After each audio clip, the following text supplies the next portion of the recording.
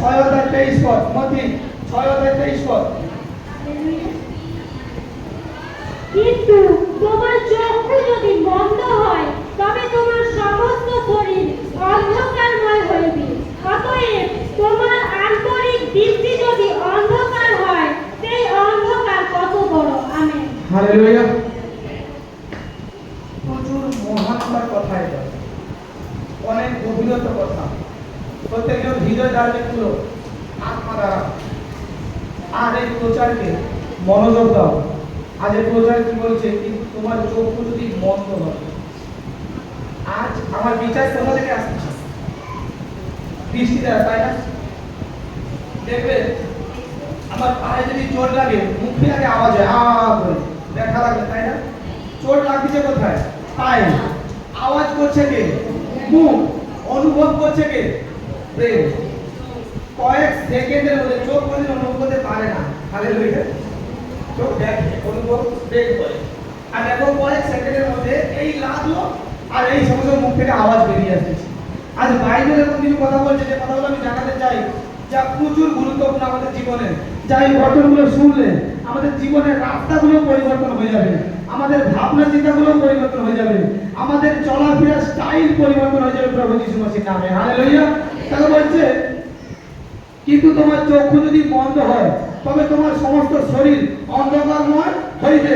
আজ এখানেই বছরটা ধরো, আমি যদি ভালো দৃষ্টিতে নজর করি, আমি যদি সঠিকভাবে কোনো কিছুকে দেখি, তাহলে আমার শরীর কিন্তু সূচি আছে। আমি যদি মন্দভাবে দেখে, মন্দ চিন্তা করি, মন্দ ভাবনা রাখি, আমার দেহ অন্ধকার। আবার বাইবেল এখানে বচন কি বলছে? অতএব তোমার আন্তরিক দীপ্তি। কোন দীপ্তি? আন্তরিক দীপ্তি। খুব ভালো করে বচনটা শোনো। আন্তরিক দীপ্তি যদি অন্ধকার হয়, সেই অন্ধকার কত বড়। আজ এই যে জ্যোতি, এই যে জ্যোতি আমরা দেখছি সূর্যে, যা পরমেশ্বর সৃষ্টি করেছেন, এই জ্যোতি আবার যখন নিভে যায় তখন কি হয়? রাত্রি হয়, তাই তো? যখন অস্ত হয়ে যায় তখন কি হয়? রাত্রি হয়। তার থেকেও বড় অন্ধকার আমাদের হৃদয়ের মধ্যে থাকে। আর প্রভু পরমেশ্বর বলছে, তোমার হৃদয়কে তুমি আলোকিত করো। সেই আলোকিত কে করবেন? বাইবেল বলছে না, আমি জগতের জ্যোতি। সেই জ্যোতি কখন আসবে? যখন খ্রিস্ট তোমার মধ্যে স্থাপিত করবে। আর তুমি তখনই জ্যোতির মধ্যে প্রবেশ করতেছ, যখনই তুমি তোমার ভাবনা চিন্তাকে অন্ধকার পথ থেকে, অন্ধকার দিক থেকে সেই জ্যোতির দিকে নিয়ে আসবে। তোমার ভাবনা চিন্তাকে তুমি শুভ করে দেখবে, ভালো করে দেখবে। তোমার ভাবনা চিন্তাকে তুমি ঠিক করো। তোমার যে হৃদয়ে চোখ আছে, আমি কিন্তু এখানে বসে বসে আমেরিকার কথা চিন্তা করতে পারি, পারি কি না? চোখ কি দেখতে পাবো? আন্তরিক দীপ্তি কাজে বলছে, ভালো করে খেয়াল করে, এখানে লেখা আছে আন্তরিক দীপ্তি। এটা মনে রাখো। তাকে তুমি শুদ্ধ করো, তাকে তুমি পবিত্র করো, সঠিকভাবে তাকে তুমি দেখো। আর সে এতটাই পরিষ্কার হবে যদি তোমার চাউনি, তোমার ভাবনা, তোমার চিন্তা যদি ঠিক থাকে, তোমার মন যদি পরিষ্কার থাকে, তোমার অন্তরে যদি কোনো খাদ না থাকে, বাইবেল বলছে সর্বকিছু তোমার জন্য জ্যোতির্ময় হয়ে থাকবে। হালেলুয়া। সর্বকিছু তোমার জন্য আলোকিত হয়ে থাকবে। কারণটা কি? আমি আলোকিত। প্রত্যেককে অর্জনী আমি আলোকিত, তাই সবকিছু আলোকিত হয়ে থাকবে। আমি যদি কাউকে মন্দভাবে দেখি, খিটখিটাভাবে দেখি, কাউকে অসুচিভাবে দেখি, আমি কিন্তু আগে ভাবতেছি, তারপরে ওকে দেখতেছি। তার মানে কি হচ্ছে? আমার মধ্যে আগে অসুবিধা আসছে, আমার মধ্যে আগে সেই কালো স্বর আসছে, তারপরে আমি অন্যকে ভাবতেছি। বাইবেল বলছে, অতএব তোমার আন্তরিক দিক থেকে তুমি উজ্জ্বল করো, তোমার আন্তরিক দিক থেকে তুমি অন্ধকারকে দিও না। তাহলে আমি কি করবো? আগে নিজেকে ক্লিন করবো। প্রত্যেকজন বাড়ি পরিষ্কার করি, তাই না? করি তো? নিজের বাড়ি অপরিষ্কার রেখে অন্য কারো বাড়ি দেখতে চাই? যদি তোমার বাড়িকে পরিষ্কার করোনি, সেরকম হৃদয়টাকে সেরকম ব্যবহার করো। নিজের মধ্যে নিজের কন্ট্রোল নিয়ে আসো, নিজের মধ্যে নিজের আত্মাকে নিজের আয়ত্তে রাখো, নিজের আত্মাকে বিভ্রান্ত হতে দিও না। মনে রাখবে, তুমি যার জন্য যেটা ভাবতেছ, যদি কোনো কিছু ভালো ভাবো, তোমার হৃদয় ভালো কিছু ভাবতেছে, উন্নত মানে কিছু ভাবতেছে, তাহলে তোমার মধ্যে পরিষ্কার কিছু আছে। তাই জন্য তুমি অন্য কারোর জন্য পরিষ্কার কিছু ভাবছো। তোমার মধ্যে যখন কালো স্পট আছে, তুমি কালো স্পট ভাবতেছ। তোমার মধ্যে মন্দতা আছে, তুমি মন্দতা ভাবতেছ। বাইবেলে প্রভু যিশু আরেকটা কথা বলে রাখে, যে যেমন ভাবে সে তেমন বলে, সে যেমন করে সে তখন ভাবে হালেলুয়া, এটা মনে রাখবেন আর এই বচনটাকে ফলো করবে, কারণ এই বচন কিন্তু অনেক সামর্থ্যযুক্ত আছে। এই বচন অনেকজন পাঠ করে গেছে, হয়তো ডেলি পাঠ করে যায়, অনেকভাবে পাঠ করে যায়, কিন্তু বচনকে ঠিকভাবে নিজের মধ্যে রাখেনি। এই বচনকে নিজের মধ্যে রেখে যাবো, আমার মধ্যে রেখে যাবো, যে আমি আজকে যাদেরকে বলছি পরিষ্কৃত হও, পবিত্র হও, যিশুর কাছে আসো, আজ আমি তার নিন্দা করছি। আজ আমি নিজেকে আগে দেখবো আমার মধ্যে কি আছে, আমার মধ্যে কি বিরাজমান আছে, আমার এই হৃদয়ের মধ্যে কালো স্বর আছে কিনা, আমার হৃদয়ের মধ্যে কতটা পবিত্র কিছু আছে। আজ আমি কোনো মনুষ্যকে নিয়ে কতটা ভালো ভাবনা করি, আজ আমি পার্শ্ববর্তী ব্যক্তিকে নিয়ে কতটা ভালো ভাবনা করি, আজ আমরা যারা পুরুষেরা অন্য স্ত্রীকে দেখে কতটা পবিত্রতার সম্মান দিচ্ছি, আজ আমরা স্ত্রীরা অন্য পুরুষকে দেখে কতটা পবিত্রতার চিন্তা রাখতেছি, আজ আজ আমরা স্ত্রীরা পার্শ্ববর্তী বাড়ির প্রতি কতটা ভালো চিন্তা করতেছি, পার্শ্ববর্তী মানুষের জন্য কতটা মঙ্গলভাবে প্রার্থনা করতেছি, অসুস্থ ব্যক্তির জন্য কতটা ভালো চিন্তা করতেছি, আমার শত্রুর জন্য কতটা মঙ্গল চিন্তা করতেছি। এ বেশি তোমার কাছে এটা বড় প্রয়োজন, তোমার বিশ্বাসীর জীবনে এটা আগে দেখার প্রয়োজন। আর এটা যখন তুমি দেখবে দেখবে তোমার মধ্যে সাফ হচ্ছে, আর তোমার মধ্যে যখন পরিষ্কৃত হতে থাকবে, তোমার মধ্যে কোনো এক সেকেন্ডের জন্য দুঃখ বাস করতে পারবে না। কেন জানো? তুমি যখন পবিত্র হয়ে যাচ্ছ তখনই তার আত্মা তোমাকে শিক্ষা দেবে, আরে তুই তো ঠিক করতেছু, তোর সঙ্গে প্রতিবাসী নেই, তোর সঙ্গে দুনিয়ার লোক নেই, তোর সঙ্গে কুটুম্ব নেই, কিন্তু দেখ আমার পরমেশ্বর তোর সঙ্গে আছে। যে পরমেশ্বর সব কিছু সৃষ্টি করেছে, সেই পরমেশ্বর, সেই পিতা তোর সঙ্গে আছে। আর সেই নির্মাতা, সেই উদ্ধারকর্তা যখন তোর সঙ্গে আছে, মনে রাখ পুরো পৃথিবী তোর সঙ্গে আছে। হালেলুয়া। এটা অনেক জন মাথায় রাখো, তোমার চিন্তাকে বদলে দাও, আর তোমার আন্তরিক দিক থেকে তুমি আরো উন্নতি দিতে করো, আরো আলোকিত ভাবে করো, নিজেকে ছোট না করো। একটা জিনিস তোমরা সবাই জানো, যে আমরা যদি কোনো মনুষ্যের সঙ্গে এলোমেলো কথা বলি, আজে বাজে কথা বলি, তাহলে আমরা ছোট হচ্ছি। মনে মনে যা করতে ছোট হয়, কিন্তু পরমেশ্বরের কাছে ছোট হচ্ছে, এটা আমরা ভুলে যাবো না। যে পরমেশ্বর তোমার নির্মাতা, তিনি কিন্তু তোমার হৃদয় জানেন। বাইবেল বলছে তিনি তোমার হৃদয় জানেন। আজ তুমি হয়তো চুপ থাকিছো, কিন্তু মনে মনে ষড়যন্ত্র করতেছো। পাবলিক বলছে খুব ভালো মানুষ, সাধারণ মানুষ কি বলছে যে খুব ভালো মানুষ, কিন্তু যে বিচার কথা, যিনি বিচার করেন, তিনি তোমার অন্তরে দেখবেন তুমি কতটা সুবিচারক, তুমি কতটা প্রকৃত বিচার করতেছো। এটা মনে রাখো। এই নীতি কথাগুলো তোমাদের জীবনে কার্যকারী হবে। এই নীতি কথাগুলো তোমরা যদি মেনে চলতে পারো, তোমরা সেই উন্নতির পথকে দেখবে, তোমরা সেই জ্যোতিকে দেখবে, যে যদি খ্রিস্ট আমার মধ্যে দিয়েছেন, সেই জ্যোতি তোমরা আগামী দিনে দেখবে। তোমরা আজ থেকে সেই ফলোয়ার্স হবে, তোমরা আজ থেকে সেই জ্যোতির সামনে দাঁড়াবে, তোমরা আজ থেকে মানবে, তোমরা আজ থেকে প্রভুকে দেখবে, তোমরা আজ থেকে খ্রিস্টকে তোমার মধ্যে নিয়ে আসবে, আজ থেকে তোমরা খ্রিস্টকে তোমার মধ্যে দেখবে। কারণ খ্রিস্ট যার মধ্যে থাকে তার মধ্যে উন্নতির চিন্তা আসে, খ্রিস্ট যার মধ্যে থাকে তার মধ্যে উন্নতির ভাবনা আসে। খ্রিস্ট যার মধ্যে থাকে সে কখনো অভিশাপ দেয় না, সে কখনো কারোর মন্দ নিয়ে প্রার্থনা করে না, সে কাউকে কখনো দোষ দেয় না, সে কারোর উপরে কখনো রুষ্ট হয় না, সে কখনো কাউকে টাকা, এই যে কি বলো ওটাকে, ইন্টারেস্ট পর্যন্ত দেয় না টাকা। অনেক ব্যক্তি জানে না, কারণ খ্রিস্টের আত্মা আমাদেরকে শিক্ষা দেয়, দাও তোমাকে দেওয়া হবে, শুধু কি অর্থ কাজ দিয়ে থাকবে। এভরিথিং, সব কিছু, তোমার শ্রম, তোমার ভাবভঙ্গি, তোমার আচার আচরণ, তোমার ব্যবহার, তোমার চিন্তা, তুমি যেমন করো তোমার সাথে তেমনটাই হবে। আজ বাক্য সেই রকম বোঝাচ্ছে, আজ বাক্য সেরকম বলছে। কতজন তার হৃদয়টা পরিষ্কার করতেছে, তার হৃদয়কে কতজন পরিষ্কার করতে চায় নিজে নিজে। আজ চার্চ কিশোর ঘুমাচ্ছে, নিজের হৃদয়কে সাফ করে যাও এখান থেকে। এই প্রফেট সনিদাস ভবিষ্যৎবাণী করছে, তুমি যদি তোমার হৃদয়কে সাফ করে যাও, এক এঞ্জেল, এক পবিত্র আত্মা আজ আমি তোমাদের সঙ্গে পাঠাচ্ছি। সেই পবিত্র আত্মা তোমাদেরকে সর্ব বিষয়ে শিক্ষা দিবে, সেই পবিত্র আত্মা তোমাদেরকে সর্ব বিষয়ে জ্ঞান দিবে, সেই পবিত্র আত্মা তোমাদেরকে সেই উন্নত রাস্তাকে দেখাবে, সেই পবিত্র আত্মা তোমাদের সামনে থেকে উঁচু উঁচু রাস্তাকে সমতল করে দেবে পবিত্র যীশু খ্রিস্টের নামে। হালেলুয়া।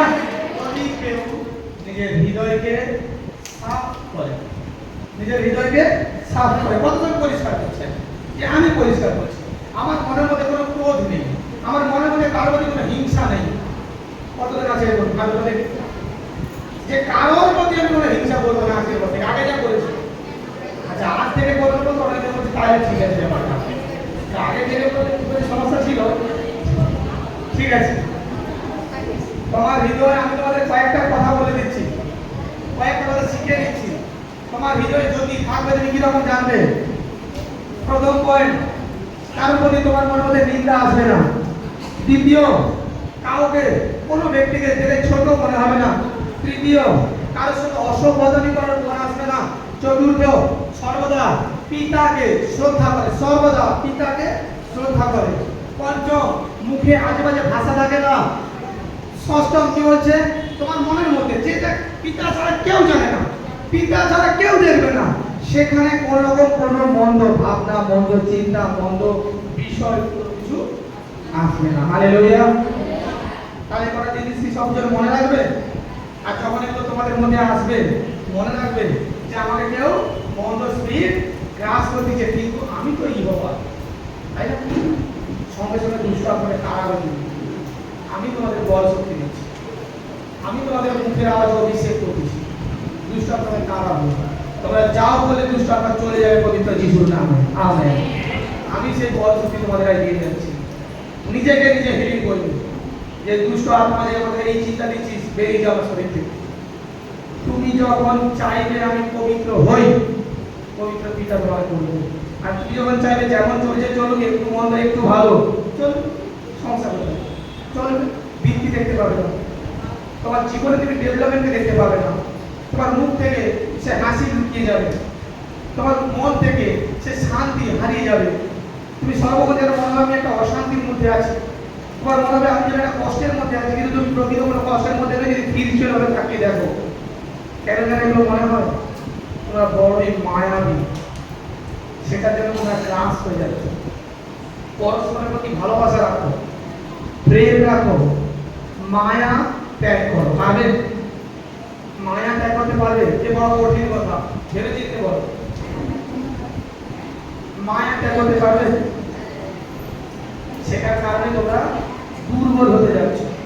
আর যখন এটাকে ত্যাগ করো, সব জনকে তোমরা প্রেম করো, সব জনকে তোমরা ভালোবাসা দাও, প্রচুর প্রচুর ভাবে ভালোবাসো, প্রচুর ভাবে বিশ্বাস করো, প্রেম করো, মায়াটা ত্যাগ করে আসো। আর দেখো তুমি, আমি তোমাদের সন্তানের বিষয়েও বলি, সে সন্তানের আস্থা তুমি প্রভুকে দিয়েছো, যে তুমি প্রভুর বাক্যকে পালন করে দিয়েছো।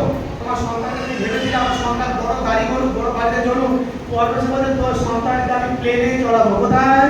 প্লেনে আমি চড়াবো। তোমার ভাবনার উন্নতি ভাবনা পিতা করে বসে আছেন, তুমি জানো না।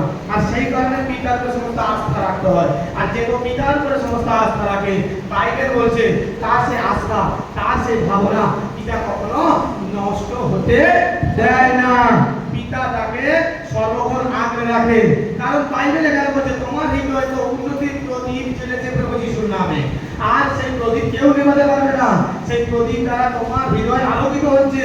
আর সে যখন আলোকিত হচ্ছে, তোমার মনের মধ্যে থেকে যতগুলো মন্দ শক্তির ভাব ছিল, তোমার শরীরের মধ্যে, দেহের মধ্যে যা রোগ ছিল, সমস্ত কিছু দূর হচ্ছে। হালেলুয়া।